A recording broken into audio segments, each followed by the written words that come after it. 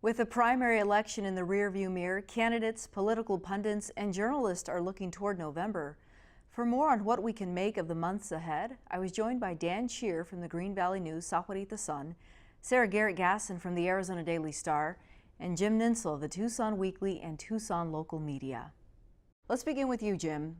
For the first time, we will likely have a woman serving Arizona in the U.S. Senate. How significant is that?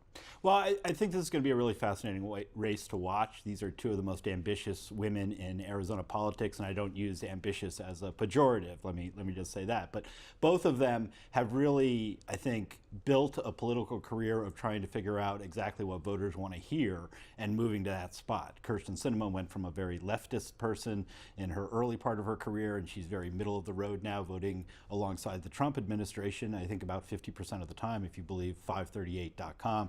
Martha Mcsalley was very moderate when she was running in a competitive district here in southern Arizona, but you saw as soon as she announced that she was going to go statewide, she suddenly embraced the Trump agenda. And that's really going to be the narrative of this race. I think the Trump overhang is going to be a big factor, how this plays out.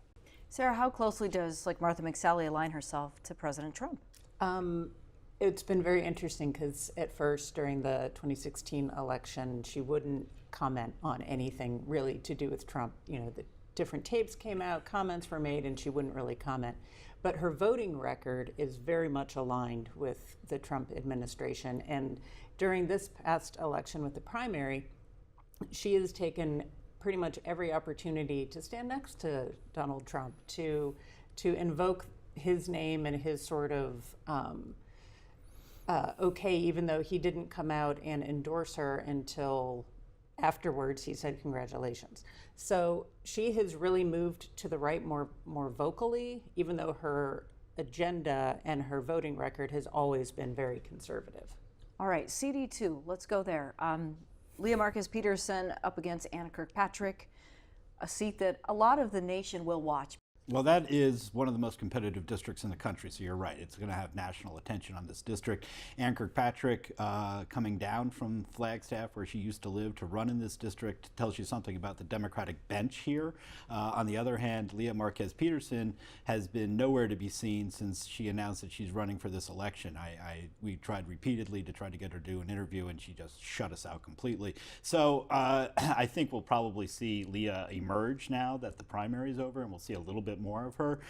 She's going to talk a lot about how much she has lived here, try to point out that Kirkpatrick is something of a carpetbagger, and Kirkpatrick's going to come back and say that she's going to be standing up against Donald Trump, and we'll see which message prevails in the voters of CD2. But one of the most interesting things about Leah Marquez Peterson is that she had 10 times the amount of money as her three competitors combined, and one of them came pretty close. Brandon Martin came within, I think, 3 or 4 percentage points of hers. So does money buy elections? Well, she won, but certainly not as decisively as maybe the Republicans would have liked to have seen. So how much support is she going to get? But it is very competitive.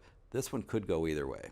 What's the strategy behind not talking to the press? I think it's very obvious that candidates don't want to be not in total control of their message.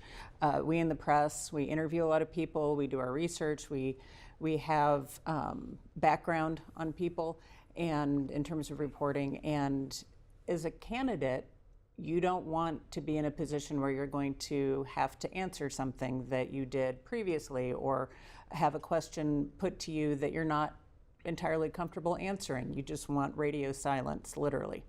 Yeah. And I think that is a really red flag for any candidate who does not speak to the press or hold open forums, because if you can't hold yourself in an interview and be afraid that you're going to say something that heck might be an idea and might upset some voters, then what business do you have running for office? And a less polite way of putting this would be that you don't want the candidate to say anything stupid. You don't want to give the voters in a race that she was fully expected to win, give them a reason to not vote for her. So that's what it amounted to. But we told her, and we told the others who were in the same boat, we don't care about your political strategy. What we care about is putting all the people who are on the ballot in front of voters in a legitimate forum where they're going to be asked tough questions, and we want to see how they react. Sarah's exactly right. This could be an indicator of how they they respond to the media once they're in Congress, and that's a scary thing. Let's go to the governor's race quickly. David Garcia is not necessarily a new name to us here in Arizona. How likely is he to give Governor Ducey a real competition here in November? Depends on how much money you can raise. I hate to say it comes down to that, but Doug Ducey's going to have $10 million for this campaign if he wants it, and I think David Garcia was kind of running on fumes there at the end of the primary, and he's only got a few weeks now, basically, to get that gas tank filled back up, and so if he can't do that, I don't think it's going to be much of a race. I agree. I think that the idea of Doug Ducey, he's an incumbent, he's been very visible, he has a lot of money, a lot of Republican backing. I think David Garcia, while a very impressive candidate when we saw him for the Superintendent of Public Instruction last time, very impressive candidate, I think the mismatch is going to be pretty apparent. Dan? I think David Garcia is going to cause us to think about a lot of issues that Arizona is facing that perhaps have been overlooked in the Ducey administration. But I think that Ducey is, it's pretty much his race to lose, and I don't think he will. All right. John McCain, the news this week of his passing and who will likely replace him. We'll see that, I'm assuming, in the coming days. What does Governor Ducey need to consider as he makes this appointment? I think that to honor the voters who put John McCain into office, that he needs to go with someone who is like John McCain philosophically, not a Trump person, not someone who's just going to go along with the White House agenda. Because if you look back, in 2010, there was J.D. Hayworth, Tea Party candidate, and the voters still chose John McCain.